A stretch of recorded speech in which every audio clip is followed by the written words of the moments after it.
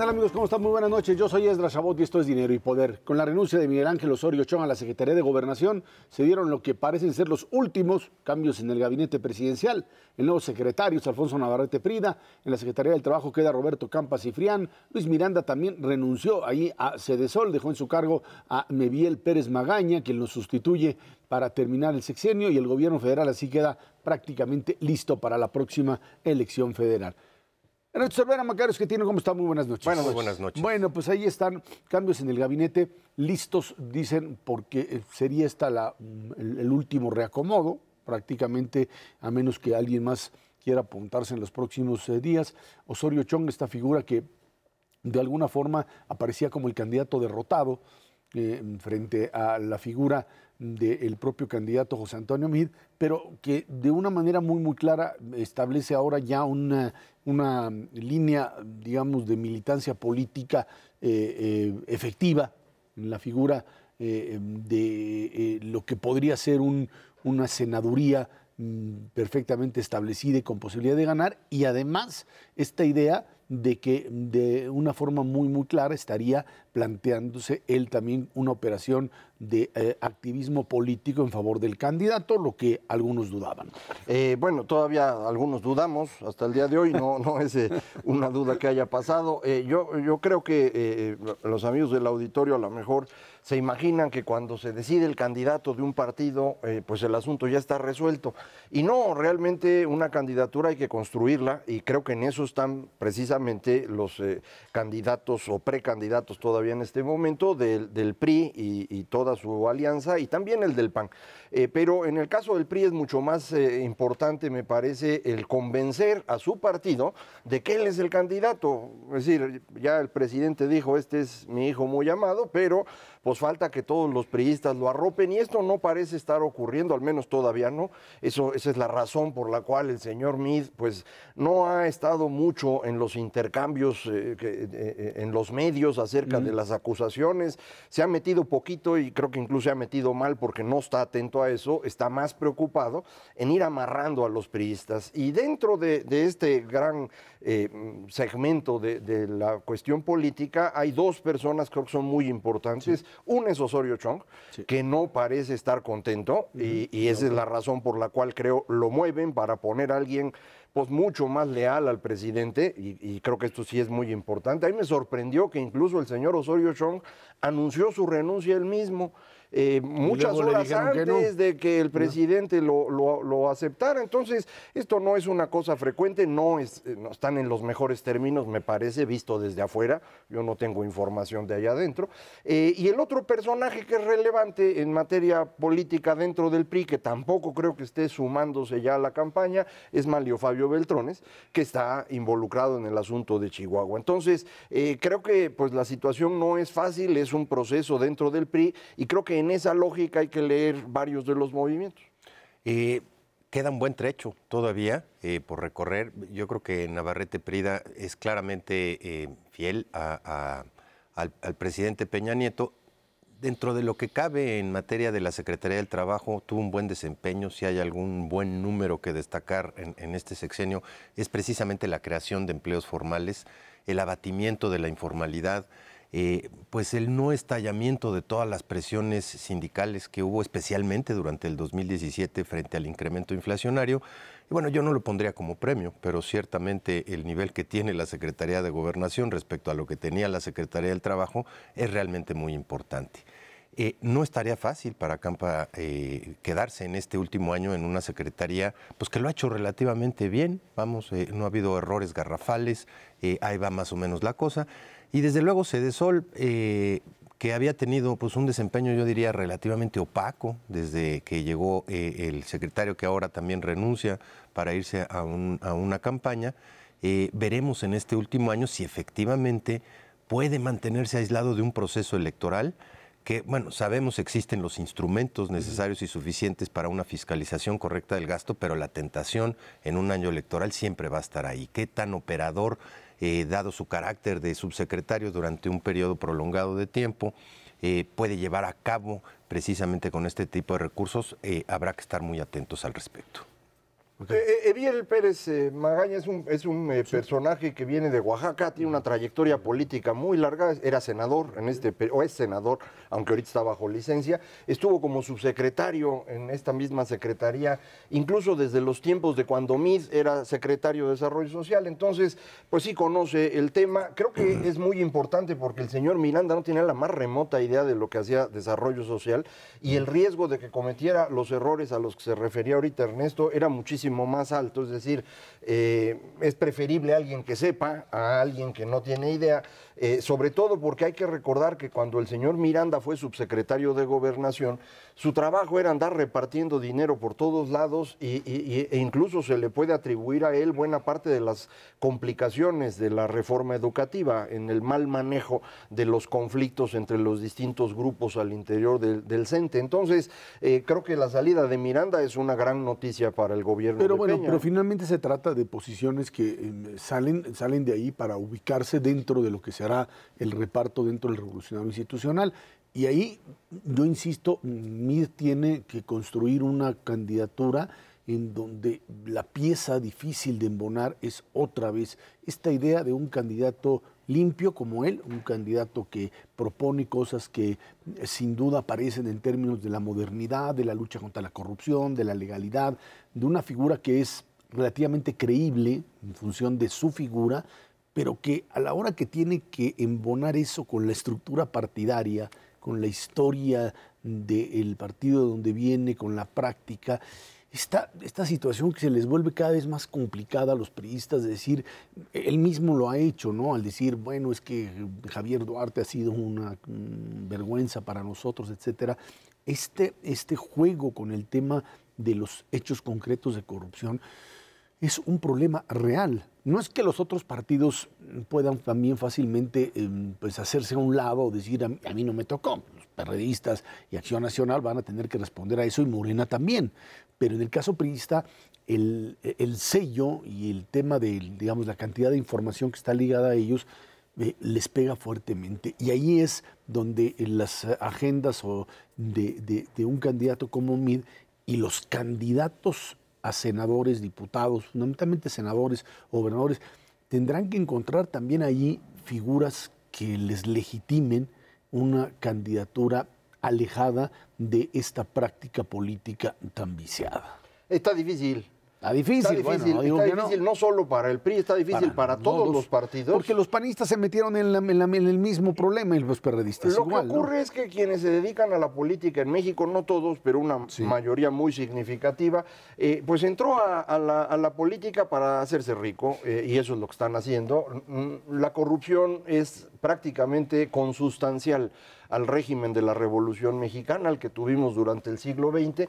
No hemos enfrentado ese problema. A mí me da mucho gusto que ahora lo discutimos abiertamente. Durante estos últimos años hemos discutido la posible corrupción incluso del mismo presidente de la República y se está procesando a varios gobernadores y a otros funcionarios. Eso nunca había ocurrido. Entonces es un avance. Pero, bueno, pues las fuerzas políticas que tienen arraigo local en muchas partes de este país son corruptos y el estar jalando candidatos ahorita para todos los partidos, pues prácticamente implica buscar de todos los corruptos el que sea más presentable y esto es lo que está causando muchas dificultades, aunque quisieran conseguir gente honesta para hacer candidaturas, no alcanzan. Yo sé que los amigos del auditorio se van a enojar y van a decir que hay muchos honestos. No. Yo no sé si hay muchos, pero no están en la política. Y no puedes inventar candidaturas de un día para otro, ¿no? Sí, no, esta parte de ser ciudadano de la noche a la mañana, limpio y puro, es creíble en ciertos tipos de personaje, pero ciertamente no para todo lo que son las instituciones. Si hay instituciones que han perdido credibilidad y confianza por parte de los ciudadanos, lo dicen todas las encuestas, son los partidos políticos. Ciertamente todas las instituciones en el país, pero en mucho mayor medida, las últimas encuestas señalan aquellos que le tienen mucha confianza a los partidos políticos, son menos del 8% de la población. Un rechazo de más de 90%. Son los que no entendieron la pregunta. Bueno, es muy probable, pero ciertamente Bueno, esa es la apuesta de los disquindependientes. Que son partidistas todos, pero a bueno, final de los tres. cuentas, sí, han salido de ahí. Y como dicen los contadores, checa, pero no cuadra, porque no te puedes desprender del apellido grandotote del partido que estás representando. Sin duda alguna es problemático para todos ellos. Habrá que ver cómo se desarrollan las campañas en los próximos meses, pero no es una tarea fácil, sobre todo de comunicación frente a los votantes potenciales en nuestro país, separarte de una manera tan tajante y hacer creíble que efectivamente puedes llevar a cabo, sin las instituciones correspondientes todavía instrumentadas en este país de anticorrupción, un proceso de anticorrupción. Ciertamente no se vale decir nada más porque llego yo, se acabó. Así es. Pero tampoco se vale decir me voy a desprender de todo lo anterior, nada más porque soy yo. A ver, eso le pasó también a la Alianza PRD-PAN por México al frente, cuando de repente iban a meter ahí como candidato a Ángel Delgado Aguirre, ¿te acuerdas? Y bueno, pues, se echó para atrás y dijo, incluso me escribió en Twitter, bueno, algún día sabrán la verdad de lo que pasó, pero el hecho es que tuvieron que retirarlos, ¿sí? Y luego aparecen también otras figuras que cada vez que las lanzan como candidato, había una crítica que hacía, creo que era Leo Zuckerman, que hacía una crítica muy válida diciendo, a ver, espérenme, quieren hacer cambio de régimen, pero están poniendo a sus familiares en el poder o tratando de plantearlos, ¿no?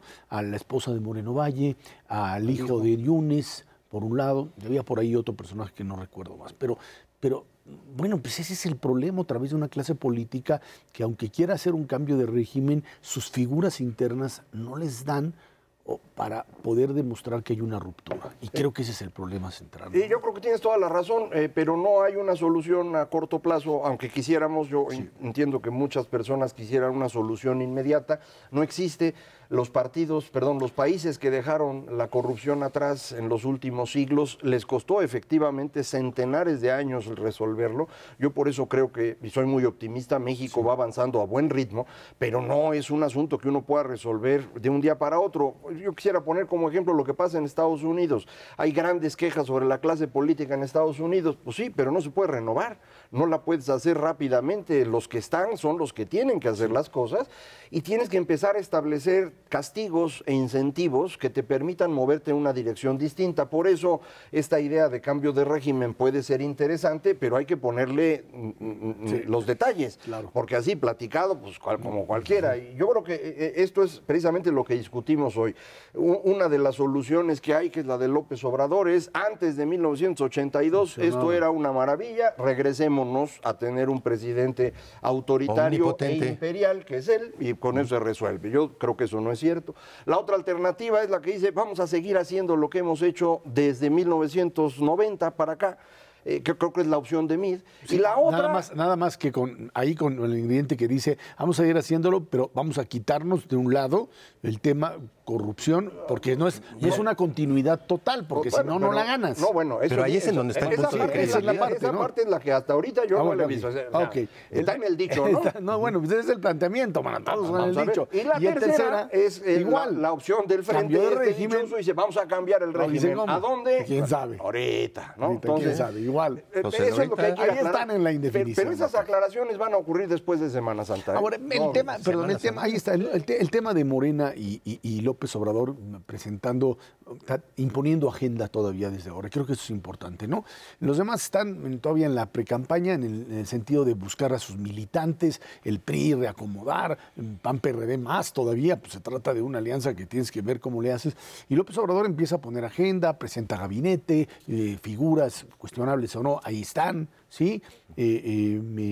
Habla del tema de seguridad, que si la amnistía o no, temas que suenan polémicos y para muchos absurdos, pero sigue imponiendo línea y a partir de esto sigue ganando votos. Yo creo que no gana votos, esa es la diferencia en la conclusión. Efectivamente tiene una oportunidad de oro, cualquier político sería feliz con la situación que él tiene. Él va libre mientras los otros dos tienen que afianzar a su base y sin embargo no lo ha podido aprovechar para ampliar su espectro.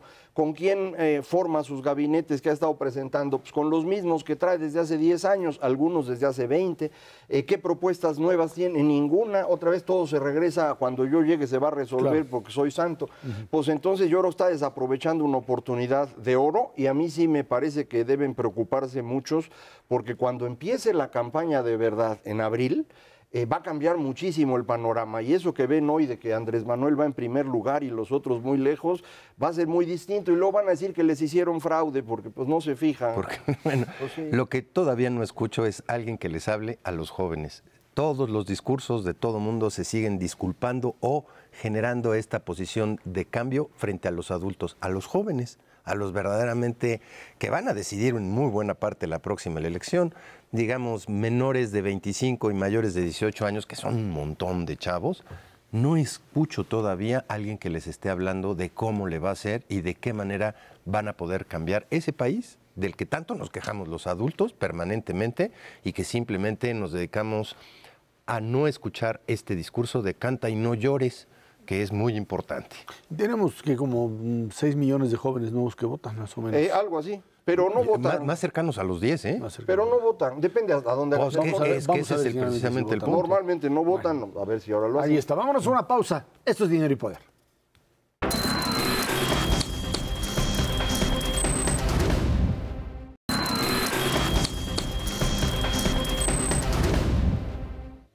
Este fin de semana se realizarán las encuestas para dar certeza a los periodistas de quién será su candidato a la jefatura de gobierno de la coalición por la Ciudad de México al frente. Deberán decidir entre Alejandra Barrales, Armando Agüey y Salomón Chertorivsky. Serán 3 sondeos que realizarán las encuestas Ipsos, Covarrubia y Consulta Mitowski. Los integrantes del Consejo Electivo del PRD utilizarán los resultados para elegir al candidato que esté mejor posicionado. Nos acompaña aquí en el estudio de Dinero y Poder el aspirante a jefe de gobierno de la Ciudad de México, Salomón Chertorivsky. Salomón, buenas noches. Bueno, pues ahí está, ya se aventaron debates, ya están metidos en lo que podríamos llamar esta lógica de propuestas. Salomón, ¿qué es lo que se espera dentro de pues, lo que sería esta contienda interna? ¿Por qué 3 candidatos o precandidatos? ¿Qué es lo que estarías tú planteando a diferencia de los otros 2? Mira, primero, afortunadamente, y fue la única fuerza política que hizo una contienda interna. Todas las demás se definieron pues, de otra manera. Pero aquí hay una contienda. Desde que empezamos hace casi 5 semanas, Esdra, lo que yo he intentado es poner 2 cosas, 3 diría, sobre la mesa. Una, mi hoja de vida. Ahí están los espacios que he ocupado y los resultados que he dado. 20 años de servicio público, Seguro Popular, secretario de Salud del gobierno federal, secretario de Desarrollo Económico. La capital volvió a crecer por arriba del promedio nacional. Y cuando ya tuviste la oportunidad de ser, ¿qué hiciste? Eso es lo primero. Segundo, propuestas concretas, propuestas claras y cómo le vas a entrar a los problemas más grandes de la ciudad. Y como yo sé que las palabras se las lleva el viento, presenté y puse y publicamos mi libro, Los 7 pecados capitales, con los 7 temas que creo que más le duelen a la ciudad y donde no solo diagnostico, sino pongo exactamente en materia de política pública qué haría para aliviar o solucionar estos problemas que tiene la ciudad. En eso está versada mi campaña, que la gente en esta ciudad juzgue credenciales, propuesta, y si me permites agrego un tercero. Y a mí he pedido que me pasen los rayos X de la honestidad. Que ya mis cuentas, mi 3 de 3, todo abierto para que haya un escrutinio absoluto sobre mi patrimonio. Al respecto, creo que es muy interesante tu participación como candidato. A mí me da mucho gusto porque creo que esto eleva el nivel de la discusión. Desafortunadamente no ha habido mucha discusión porque nadie quiere discutir, pero bueno, si hubiese, sería una discusión elevada. Y registrando lo que veo en las redes sociales, una queja que veía yo con respecto a tu candidatura tenía que ver precisamente con la Secretaría de Desarrollo Económico y decía, el candidato Chertorivsky es muy buena opción, pero cuando estuvo en Desarrollo Económico estuvo más preocupado por el tema del salario mínimo, que es un asunto nacional, y menos por el asunto del desempeño económico de la ciudad. ¿Tú qué es lo que viste desde la Secretaría que crees que es relevante para convertir a esta ciudad en una ciudad realmente de desarrollo económico? Aunque haya crecido un poco más que el promedio nacional, la verdad es que lleva 30 años rezagada el Distrito Federal, hoy Ciudad de México. ¿qué podríamos hacer en la ciudad para convertirla en una ciudad realmente competitiva internacionalmente? Mira, Macario, te lo agradezco mucho porque me das la oportunidad de demostrar otra vez mis capacidades para cambiar las cosas y hacerlas diferentes cuando estás en adversidad. Cuando llegué a la Secretaría de Desarrollo Económico, un compañero de gabinete, hasta de chusca, me dice, llegaste a la Secretaría que hace la rosca de Reyes. No había política económica subnacional, no había planteamientos de política pública para apoyo a los diferentes sectores. Yo te puedo decir que, bueno, ahí podemos tener una discusión, que el crecer en 2016 al 4.1%, una ciudad que su economía es más grande que el Perú, es comparable con Colombia, que ese 4.1% en 2016 significó el 36% del crecimiento del país.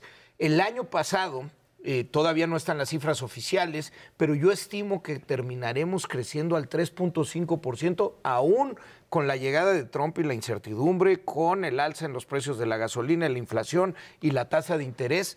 Y esto se logró con política económica, Macario. Fuimos al mundo a buscar inversión. En mis 5 años trajimos más de 25,000 millones de dólares de inversión extranjera directa. Facilitamos y creamos una oficina que diera todas las facilidades para la inversión de cualquier tamaño que quería legalmente establecerse. Tuvimos una política por primera vez para los pequeñitos negocios de nuestra ciudad, para estimularlos, para darles financiamiento, capacitación y volverlos más productivos. Tuvimos una política que hizo y creó el primer ecosistema de emprendimiento en nuestra ciudad, que hoy es el más importante de Latinoamérica, en donde más de 90,000 jóvenes pudieron encontrar un espacio para incubar, acelerar o recibir financiamiento para sus proyectos. Nos metimos a la economía tradicional y a los canales de abasto populares, por ejemplo, en la preocupación de recuperar los mercados públicos. Y además de todas esas cosas, en efecto, nos metimos a los temas de discusión nacional que impactan al final de cuentas en una quinta parte de la economía que es esta ciudad, y esa fue la discusión del salario mínimo, que las primeras veces que vine aquí ni la oportunidad de discutir se nos daba. Y al final de cuentas... Tus aumentos eran muy limitados. Esos eran difamantes. Y al final, bueno, hasta una reforma constitucional por unanimidad se logró y pues ahí vamos en camino. Ahora la discusión va a ser el ingreso básico. Ahora deja que te pregunten. Salomón, oye, está a todo dar, pero la demanda más sentida y acendrada en la población de la Ciudad de México es la inseguridad. Sí, Ernesto. Ahí, vamos, no has tenido mucha experiencia, has estado en salud, has estado en la parte de economía, pero lo que verdaderamente nos importa a los del Distrito Federal o de la Ciudad de México, a los chilangos, es que, ¿cuál es tu propuesta de seguridad? ¿Qué vas a hacer? Muchas gracias, Ernesto, y otra vez, parece que nos pusimos de acuerdo. Mira, en efecto, no he trabajado nunca en áreas de seguridad. Sin embargo, desde hace más de 2 décadas he estudiado el tema de seguridad con mucha profundidad. Mi tesis de licenciatura fue Análisis Económico de la Criminalidad en la Ciudad de México. Y nunca paré de estudiarlo. Tengo una propuesta concreta porque es uno de los pecados capitales. En efecto, Colonia, donde voy, me hablan de la preocupación de la seguridad, que tiene que ver a grandes rasgos con policía. Necesitamos policía mejor capacitada, con mayores ingresos, con mayor y mejor equipamiento. Necesitamos aprovechar la tecnología. He propuesto, tenemos hoy 20,000 cámaras de seguridad de la ciudad, pero hay 128,000 negocios privados con cámaras exteriores susceptibles a ser conectadas como ciudades como Londres, conectadas al sistema central para tener más ojos en todas partes. Hay un tema de ministerios públicos y de policía de investigación. Hay una propuesta muy concreta en la parte preventiva punitiva. Por el otro lado, lo que agrego y lo que aporto a la ecuación seguridad es que las variables económicas y sociales son fundamentales en esto. Es decir, sí tenemos que hablar de empleo, sí tenemos que hablar de crecimiento económico y de competitividad, de más inversión, para hablar también de seguridad. Sí tenemos que hablar de las razones sociales. Ahí tenemos un tema con los jóvenes y tengo un programa que es un contrato entre padres, hijos y autoridad, en donde se le da una remuneración a los hijos jóvenes para que ellos se comprometan a ir a actividades deportivas y culturales. Eso lo empezó Islandia, se replicó en 14 países y ha sido un modelo exitosísimo que ya tiene evidencia de que resulta. Entonces, te diría, Ernesto, tengo una propuesta de seguridad concreta y puedo garantizar que sé cómo disminuir los índices. Salomón, vas a tener, si es que llegas finalmente a ser el candidato de la alianza de la Ciudad de México por el frente, pues esta propuesta de Claudia Sheinbaum y de Morena, que de alguna forma pues reproducen ya un modelo que vinieron manejando desde las épocas donde López Obrador era jefe de gobierno, y allí pues se cruzan cosas que pueden ser parecidas a lo que por un lado ha sido el gobierno de Mancera, pero por otro lado planteamientos totalmente opuestos. ¿Qué es lo que contrastas con la propuesta de Morena? Mira, de entrada quiero contrastar con Claudia, y así lo pedí en el debate, como dices, no me lo han dado el debate, pero voy a seguir insistiendo y espero ya tener debate. Primero, contrastar las credenciales. Yo sí creo que uno, cuando ya pudo estar, tiene que demostrar de lo que está hecho. Yo sí le quiero preguntar por qué, siendo la secretaria del Medio Ambiente, privilegió la construcción de segundos pisos que favorecen al auto particular, y por qué además la inversión que ahí se hizo se mantuvo en la opacidad. Yo sí quiero debatir y que nos conteste. Por otro lado, en los años del gobierno de Andrés Manuel López Obrador se fomentó una política que clausuró las posibilidades de que esta ciudad generara vivienda económica y expulsó la vivienda económica a la periferia lejanísima, Huehuetoca, Zumpango, Atecámac, y la gente tiene que venir a trabajar desde esos lugares y eso genera tráfico, contaminación, inseguridad, le pega a la productividad, porque pues si te haces un traslado de 2 horas, pues llegas a tu casa. Quiero debatir la política de vivienda económica porque le expulsamos a las afueras y la ciudad tenía capacidades y tiene hoy capacidades para desarrollar vivienda en muchas de las colonias centrales de la ciudad. Quiero y voy a diferenciarnos en la discusión de política social, porque yo creo que la mejor política social es la política económica. No quiere decir que no haya algunos programas importantes, yo he participado en ellos, pero tenemos que hacer un replanteamiento de los programas y tenemos que estructurarlos mejor, y tenemos que hablar de política económica y tenemos que ver qué opinamos de la inversión y cómo vamos a proteger la inversión para que llegue de manera adecuada a la ciudad. En fin, aspiro a poder tener un debate con ideas y con profundidad. Ahora, suponiendo que esto no solo te permitiera ser candidato, sino eventualmente gobernar la ciudad tiene, digamos, una condición geográfica complicada porque es una especie de isla que está rodeada casi por completo por el Estado de México, que es una economía extrañísima, que ha crecido todavía menos que el Distrito Federal o la Ciudad de México en muchas ocasiones, y que sí te genera presiones que tienen que ver con transporte, con seguridad, como lo comentabas ahorita. ¿Cómo finalmente ya resolver este asunto de las zonas metropolitanas? Que creo que a nivel nacional no lo hemos pensado. ¿Tienes ahí ideas al respecto? Sí, mira, Macario, y además ahora nos los mandata la Constitución de la Ciudad de México, el avanzar en los mecanismos de gobernanza metropolitana.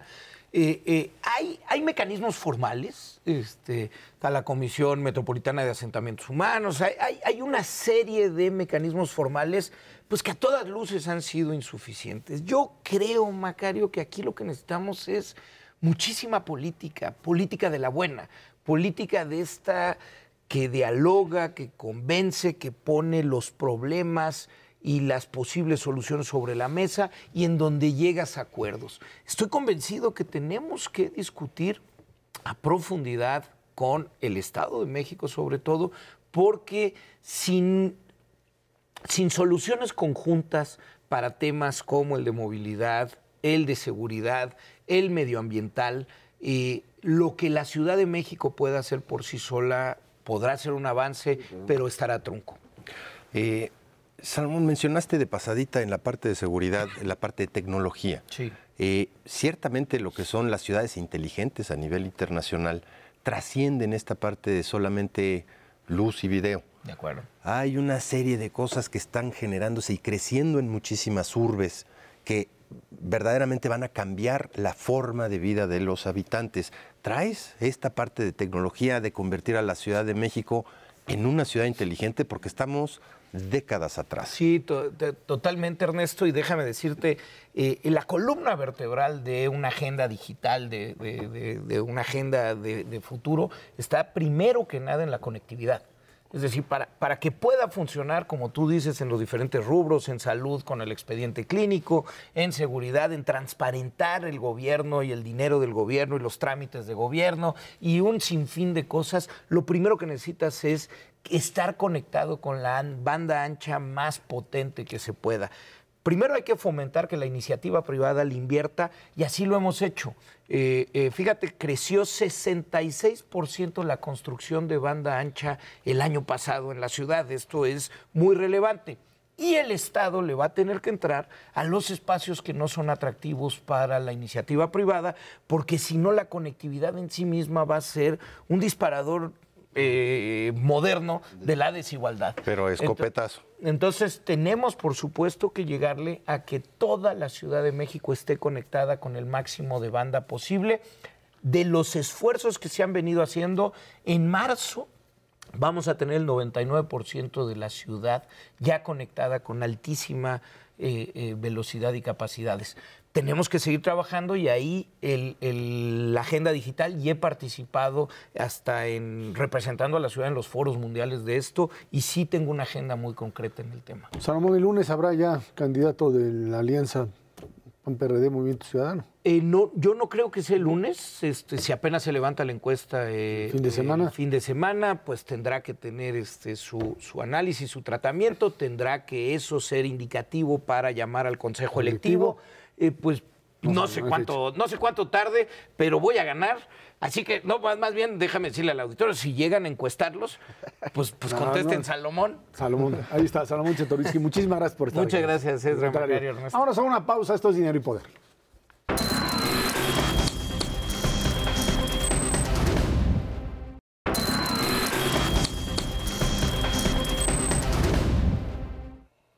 Al cierre de 2017, la inflación registró una variación de 6,77%, con lo que alcanzó su mayor nivel desde el año 2000, cuando fue de 8,66%.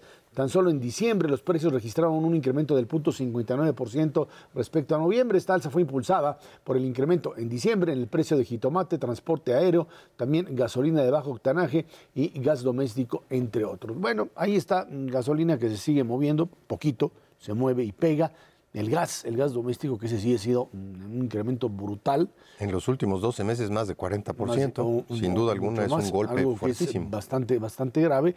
Y una expectativa, es cierto, de que la primera quincena de enero, o en enero como tal, venga una reducción. Por lo pronto, además, el tema del tipo de cambio sigue generando un conflicto, más aún con las locuras del señor del norte o la información que de repente alguna agencia suelta, como la ocurrida el día de ayer, donde Canadá dice, no, pues yo tengo información de que el señor Trump en la próxima semana anunció que se va a ir del Tratado de Libre Comercio. Como está metido en 1000 broncas, al rato platicamos de ellas, de repente el tipo de cambio se nos brincó a los 19.40, regresa o también está presionado. Bueno, esta es parte todavía de una situación en donde el problema es si la expectativa inflacionaria se sostiene o tiene posibilidades de reducirse. A ver, hay, digamos, dos grandes visiones al respecto. Uno, que la inflación está fuera de control, y otra que dice que sí está elevada, pero está controlada.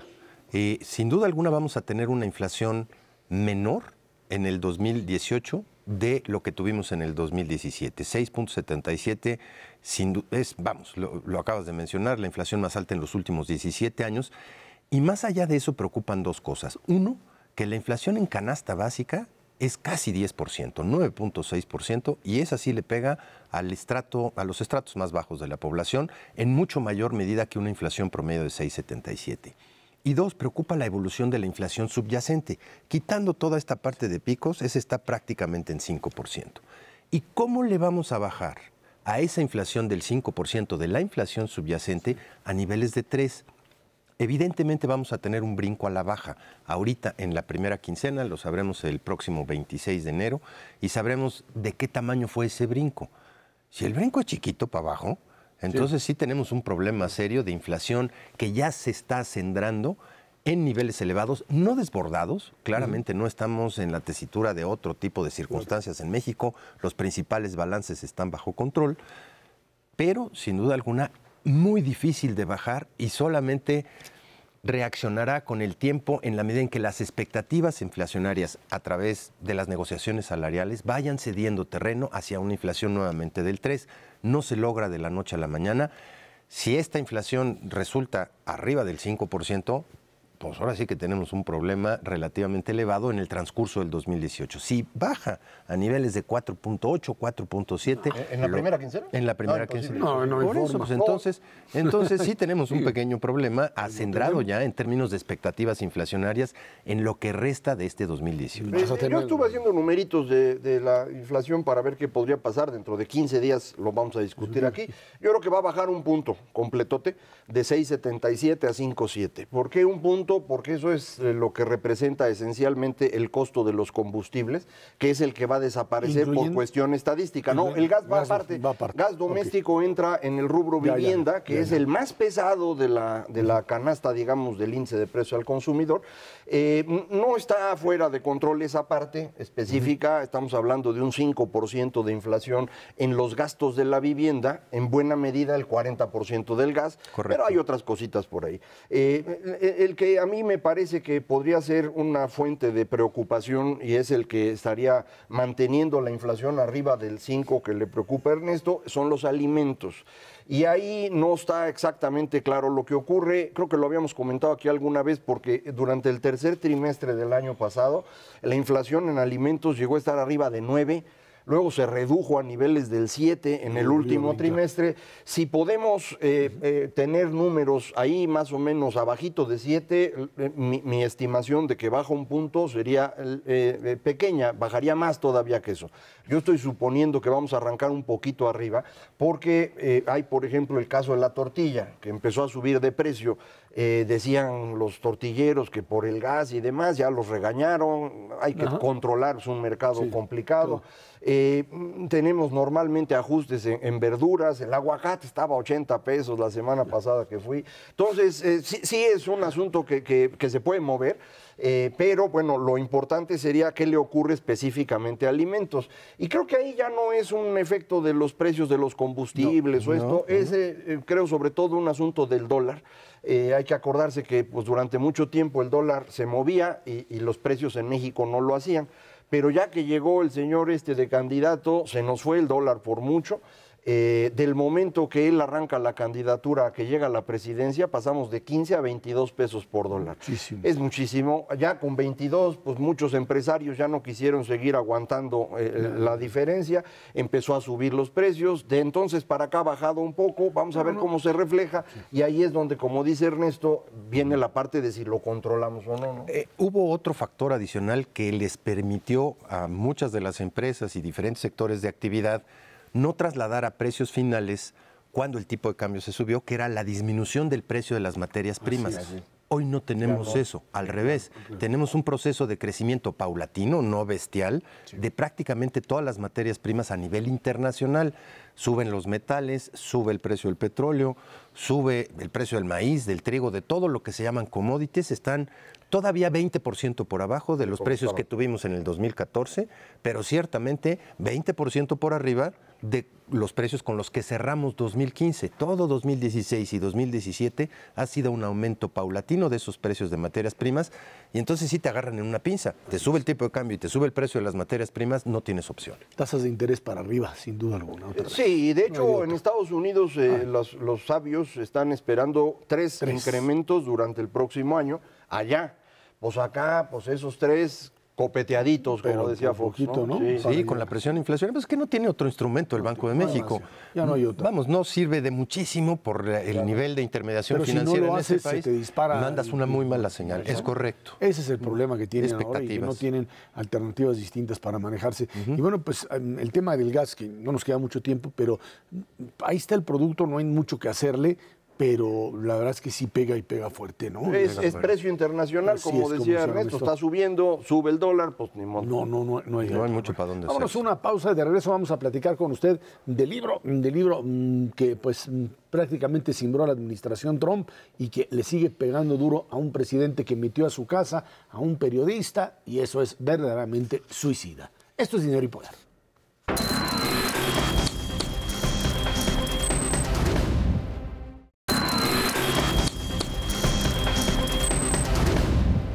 Desde el inicio de la presidencia de Donald Trump se han vivido grandes y graves tormentas al interior de la Casa Blanca. El viernes se publicó el libro Fuego y Furia dentro de la Casa Blanca de Trump. El periodista Michael Wolff cuestiona la salud mental del presidente y revela muchos otros asuntos al interior de la administración de este presidente norteamericano. Al intentar censurarlo, el mandatario norteamericano lo convirtió en un bestseller y en tan solo 3 días vendió 1 millón de copias. Como una periodista le dijo a Michael Wolff, lo convertiste, te convirtió el señor Trump en un multimillonario y al mismo tiempo aprovechó para deshacerse de Steve Bannon. Ese es el resultado final de este tipo de texto. Un libro producto básicamente otra vez de la torpeza de alguien que no sabe lo que es gobernar, abrirle la puerta.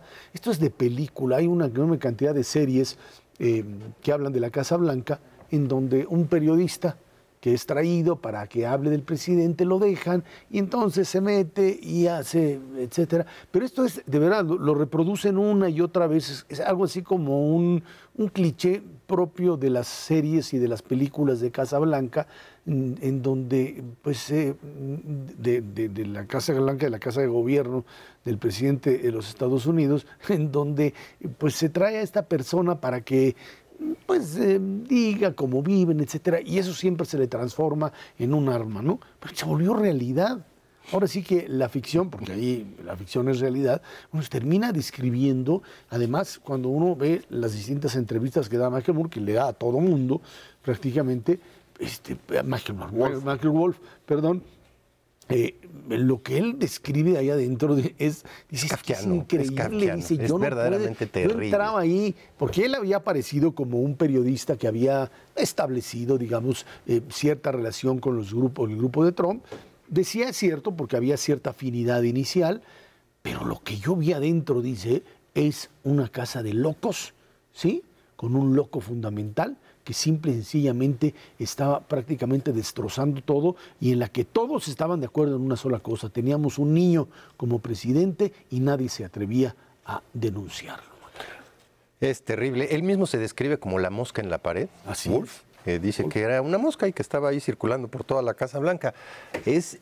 Mira, más que terrible, es verdaderamente patético que el país más importante, más poderoso del mundo, tenga un presidente de esa naturaleza.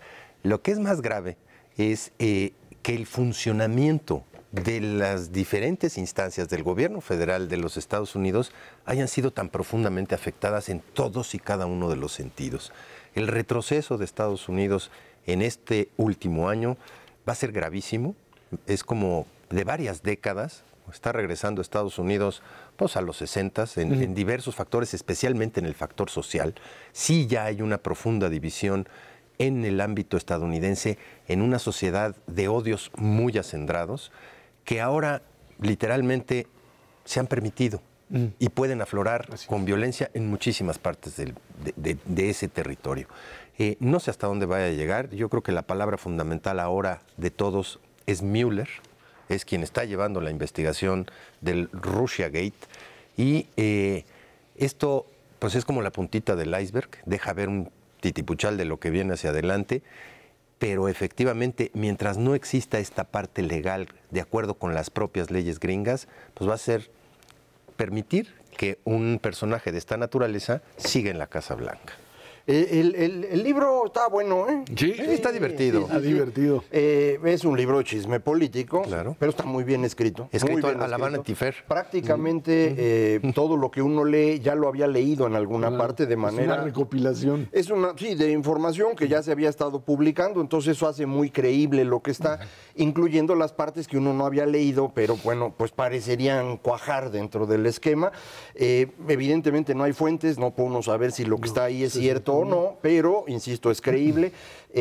Yo compré mi libro, pero aunque no lo hubiera yo comprado, lo hubiera leído, porque no es solo se vendió 1 millón de copias, se piratearon todos. Sí, esto salió el viernes, bueno, salió a las 12 de la noche del viernes, impreso.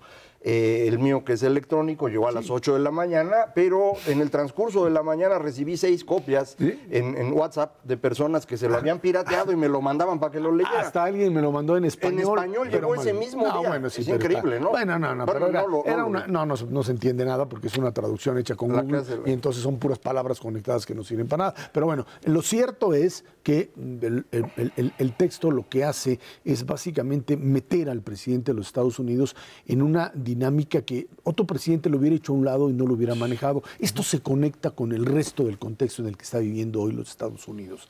Entre pues una senadora como Dianne Feinstein, que decide que pues la investigación con respecto a Rusia está siendo silenciada por los republicanos y entonces lo que hace es hacerla pública. No quiero entrar en los detalles, que es un asunto un poco complicado, pero lo hace público y entonces prende más a Trump, porque parecería ser que los republicanos han entrado en una dinámica de defender a Trump. Figuras como Lindsey Graham y otros que se habían mantenido a un lado tratan de defenderlo y tratan de cubrir esta parte en donde Rusia estuvo incidiendo en la elección. Y como dice Michael Wolff, el problema no tiene que ver específicamente con tratar de dañar a Hillary Clinton o por qué se conectaron con los rusos en función de eso, sino que tiene que ver con un asunto de dinero y exclusivamente de dinero, de lavado de dinero. Y allí es donde no hay salidas, porque si fuese únicamente un problema de interferencia con Rusia, se pueden encontrar incluso, decían, chivos expiatorios, figuras dentro del gabinete que lo hicieron y que Trump no sabía, y a partir de allí pues se llega, como sucede comúnmente, a cierto tipo de acuerdos políticos. Pero cuando se trata de empresas del presidente de los Estados Unidos, o sea, de Donald Trump, de su familia, etcétera, esto traspasa el ámbito de la pura negociación política y se convierte, como lo dijo precisamente uno de los que fue a denunciar lo que estaba sucediendo ahí, dijo, esto es un asunto criminal. Sí, creo que esto es muy importante. El libro hace evidente que lo que aquí habíamos comentado hace tiempo es cierto. El señor Donald Trump lavaba dinero de los oligarcas rusos y por eso sobrevivía. Sus empresas han sido un fracaso siempre y esto es lo que lo había salvado. Y por eso nunca han querido que se metan a investigar sus cifras. Por eso ni siquiera entregó los documentos. Ni siquiera entregó su declaración de impuestos. No puede. Adicionalmente, el señor no pensaba ganar la elección. Él quería usar la candidatura para convertirse en un personaje público otra vez y con eso construir una cadena de televisión con la cual sobrevivir. Milagrosamente ganó, narra la noche en la cual gana y el señor pues se pone prácticamente como si hubiera visto un fantasma, así dice, mientras la esposa estaba llorando porque la pobre pues junto con todos los demás de Estados Unidos, y nosotros aquí también. Entonces al final cierra la última parte, es octubre, cuando Bannon decide irse encima de él, poner al candidato a Alabama y convertirse en el líder del nacional populismo, como lo llama ahí en el libro, y ahí dice ya con toda claridad que el señor Bannon dice hay una probabilidad, una en 3 de que el señor tenga que sea procesado, una en 3 de que renuncie para evitarlo y una en 3 de que llegue y no va a haber reelección.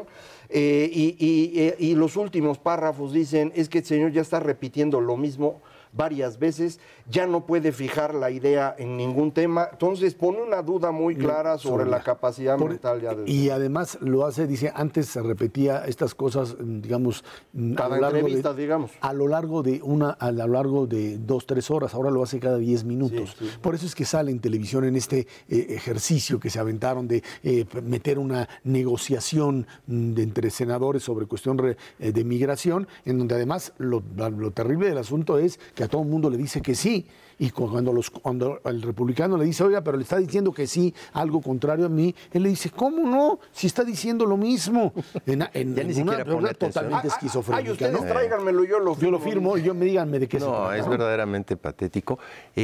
Cuando se dice a sí mismo que es un genio muy estable, sí, estable en Estados Unidos se dice stable, y no saben si es de estabilidad o de establo. Entonces, es que es increíble, como dice, o sea, es que es terrible verdaderamente el nivel de inconsciencia, pero sobre todo este daño institucional para los republicanos va a ser verdaderamente catastrófico. Tratar de defender lo indefendible les está costando enormemente y lo vamos a ver en las elecciones de noviembre. Pero es que ellos creo le están apostando a algo más útil. Es un pelele.